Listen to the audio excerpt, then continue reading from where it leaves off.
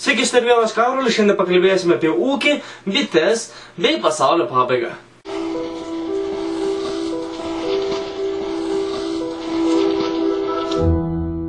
Na, pradėkime nuo pasaulio pabaigos. Norėčiau paklausti bei pasidomėti, ar jūs bijote pasaulio pabaigos? Jeigu bijote, norėčiau paklausti, kodėl jūs jos bijote ir kas galvojate gali nutikti per pasaulio pabaigą, kuri bus už 2 dienų, tai yra penktadienis gruodžio 21 diena. Na, laukiu jūsų atsakymų, būtinai tenai parašykite komentaruose, laukiu, kas bus. Norit žinoti, kas bus? Turiu jumis nuliūdėti, bet pasaulio pabaigos nebus. Aš šią naktį turėjau šiek tiek laisvo laiko, tai pasidomėjau apie pasaulio pabaigą dar labiau. Na, aišku, internetas yra prigrūstas, prikištas visokio šlamšto, kuris, aišku, yra šlamštas. Bet kai kurie taip galvoja, kad tai yra šlamštas, kai kurie galvoja, kad tai yra teisybė. Bet teisybės iš tikrųjų niekas gal ir tiksliai nežino. Bet aš pasilieku prie savo nuomonės, paskaitęs šią naktį interneto puslapius. Na, jūs ar pagalvojate, kaip galėtų vykti ta pasaulio pabaiga? Na, kaip aš suprantu, pasaulio pabaiga tai bus va taip. Mūsų žemė, kadangi sukasi, jinai taip sukasi. Ir jinai taip yra atsisukus dabar į tokią poziciją, kad gruodžio 21 dieną mūsų saulė turėtų būti paukščių take. Kaip skaitoma angliškai Milky Way. Tai va, saulė susidurs su Milky Way, arba kitaip dar žinoma juodąja skyle, kuri yra kosmose. Na, ir saulė atsidūrus tokioje pozicijoje, susidūrus su juodąja skyle bei paukščių taku, turėtų priversti bei padaryti pasauliu kažką tik trenkti. Kaip skaitoma pasaulio pabaiga. Bet aš paskaitęs daugiau šiandien interneto sugalvojau, kad ne, pasaulio pabaigos nebus. Nu, tokį tinklalapį pavadinimu www.nasa.com. Manau, visi šį website žinote, nežinau, jūs mažas, didelis, bet šį website tikrai turėtumėte žinoti.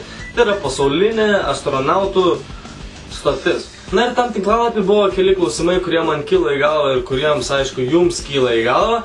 Ir buvo keli atsakymai. Na ir pirmas klausimas buvo, ar gresia koksai pavojus mūsų žemėje 2012 metais gruodžio 21 dieną. Ir atsakymas buvo toks. Mūsų žemė gyvuoja jau daugiau nei 4 bilijonus metų. Tai vad jokio pavojaus nebuvo, nebus ir šį kartą. Na, dar buvo klausimas toksai. Ar majų kalendorius pasibaigs gruodžio 21 dieną 2012 metais? Atsakymas yra labai paprastas. Taip. Bet kadangi galvoja, kad majų kalendorius tai yra kaip ir mūsų kalendorius, jie klysta. Ką NASA turi pasakyti, tai kad kiekvienas kalendorius turi sausio 1 ir gruodžio 31 dieną. Kaip NASA taipogi sako, kad baigėsi kalendorius, prasideda naujas. Taip kad gyvenimas tęsis. Taipogi kitas klausimas buvo, ar saulė susijungs su ta juodąja skyle bei Milky Way, kaip sakoma, paukščių takas lietuviškai. NASA's atsakymas yra taip, jie susijungs, bet mums jokios įtakos tai neduos, nes tai yra atsitikę jau 1982 metais bei 2000 metais. Tai vat, mergaitės ir berniukai, nepanikuokite, penktadienis atėjęs galite pasiruošti atšvęsti, kad jūs dar gyvi. Ir taipogi nepamirškite padėkoti man, kad aš šiek tiek jums padėjau. Na kągi, dabar pasinaudodamas šią progą norėčiau labai padėkoti visiems laikeriams, kurie paspaudė mygtuką like. Tai buvo wow, aš tiesiog negalėjau patikėti, kad tiek laikų gavau ir tiek mažai peržiūrų. Tai vat labai dėkoju dar kartelį, kurie paspaudė like, bei nepatingėjo pasubscribinti jūsų šaunuoliai. Na dabar kalbėsime apie ūkį bei bites. Ne, šiaip iš tikrųjų kalvočiau apie ūkį bites, bet reikėjo kažką pridėti, kad nebūtų vienas blogas apie pasaulio pabaigą.